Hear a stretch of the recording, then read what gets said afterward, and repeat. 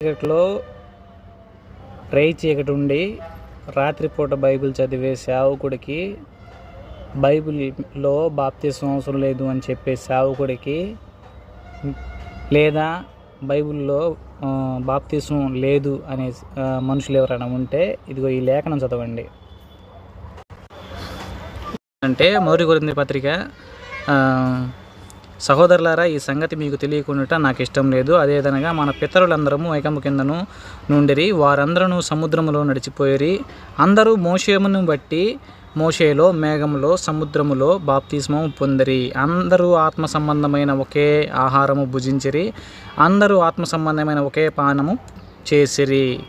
కాబట్టి పితరులు ఎప్పుడు బాప్తిసం తీసుకున్నారు? అసలు వాళ్ళు ఎవరైనా బాప్తిసం తీసుకున్నారా? లేదు, అవసరం లేదు అని చెప్పే చీకటి ఉండి రాత్రిపూట బైబిల్ చదివే వాళ్ళకి ఈ వాక్యం.